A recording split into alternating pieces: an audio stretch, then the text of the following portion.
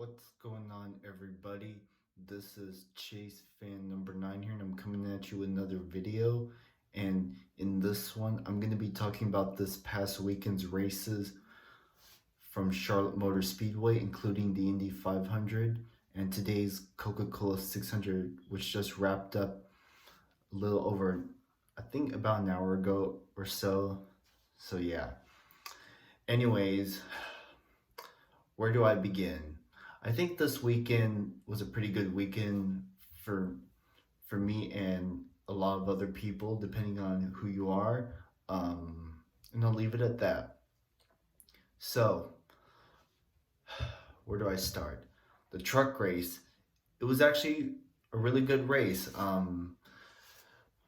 But however, though, there's only one criticism I have for that truck race, and it's well, it's none other than that infamous wreck towards the end there with Trey Hutchins, Johnny Sauter, and Matt Crafton blowing up. I have to admit the fact that NASCAR did kind of fuck up on that when they should have, well, they should have thrown the caution for Matt Crafton's blown engine. And of course, Trey Hutchins stopped on track, and Johnny Sauter, with nowhere to go, just pile drives him from the back, and the entire side, the right side of that truck was totaled. I'm like, oh my god. Yeah, I'm like, geez, that's like the second time this year that NASCAR officials have fucked up with their officiating. I'm like, it seems like something always has to happen on track that puts NASCAR in a bad position as far as officiating concerned. I'm like, I just don't get it. Anyhow, also another thing, I think in my opinion they should have red flagged the race and not waste laps. So yeah.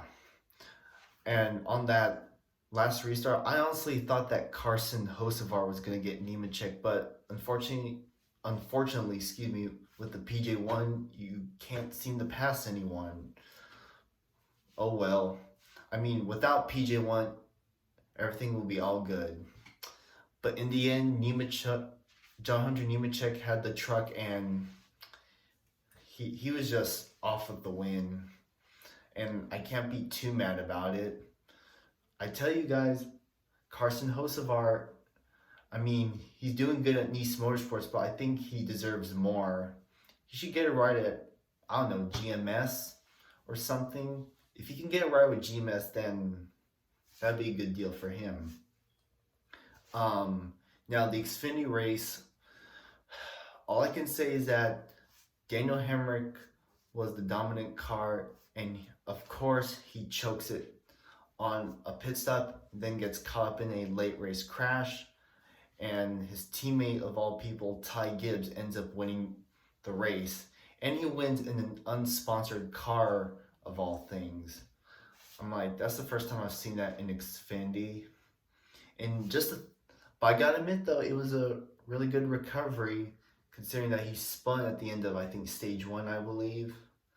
So yeah. I was hoping Daniel Hemrick would get the win considering he's been so close, but just wasn't meant to be. And of course, and also there was the Ryan Sieg wreck too. I'll give Ryan Sieg credit. Look, I like the guy, but yeah, it just wasn't meant to be. But as I was gonna say, I'll give him credit. He at least he didn't spin his tires on the initial restart. It's just that he just got loose in turns 1 and 2, tried to save it, but instead overcorrected and took out Josh Berry and Brett Moffitt, unfortunately. So that was a big oof moment for those drivers. And yeah, that's pretty much all I have to say for Xfinity. And also, can someone give Ty Gibbs a good sponsor? If so, then I'd be so happy. Why don't you let Skittles sponsor him, for goodness sake? Anyhow, yeah. Now, I didn't get to watch the ARCA race because I was out and about, but I heard that Ty Gibbs won it. And just think, it came hours after winning that Xfinity race. Unbelievable. But I'm not gonna lie, Ty has talent, that's for damn sure. Now we move on to today, the Indy 500. Wow, all I can say is the battles on track, especially for the lead and throughout the field, was pretty badass. There was some tight racing and all that. And yeah, there were two. There was that incident with Graham Rahal, which I unfortunately missed. And there was also the Stephen Wilson wreck, which is unfortunate, but I hope they get another chance. Well, they have a chance for next year, that's for sure. And that battle between Elio Castroneves, Alex Palou, and Pato O'Ward, and Simon Pagenaud too, I gotta say that was a pretty good battle. And in the end, it ended with Elio Castroneves getting his 4th Indy 500 victory. Finally, he's done it. And also, I believe this is Meyer Shank's first IndyCar win as a team. So that's the first of many to come. And just think, he gets the win before his teammate Jack Harvey does. So can't wait to see Jack Harvey win it. So it's a good day overall. And I'm really happy to see Spider-Man climb the fence again. Nice.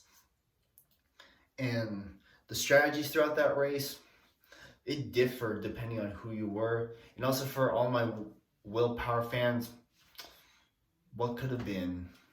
At least he managed to finish the race. And of course, my other local guy, Alexander Rossi, got screwed over with that first caution and the emergency fuel thing. Scott Dixon kind of got screwed in that. He did recover, but not so much.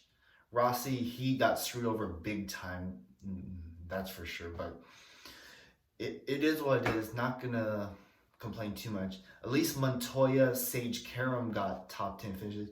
Ed Carpenter and all that. So good day for other drivers I like. And of course, my top pick Marco has a mediocre run as always. Meh. Anyways, that's all I have to say about the Indy 500.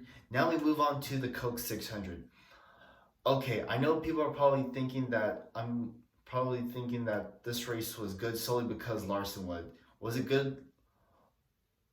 Was it a good thing that Larson won? Yes, but the race overall, it was kind of meh again because, well, it was just hard to pass with the current package we have, and also the PJ1. Also, bother that PJ1, but whatever. And if Truex and Kyle Busch can dominate the Coke 600 and win it from the pole, well, guess what? That's exactly what Kyle Larson did, as Hendrick Motorsports is now at 269 wins. They're 31 away from 300, and they've surpassed Petty Enterprises for 268 wins. And like I said, Larson got three straight runner-ups in 2017 and won the 4th one. Well, it happened again this year, and Hendrick Motorsports finishes 1st, 2nd, 4th, and 5th. So good day. And of course, Kyle Busch was in the Hendrick sandwich. I don't care if any of the Hendrick cars won, just as long as it wasn't Kyle. But nonetheless, it was a good day. The RCR guys had a good day. Buscher and all that, they all had good runs.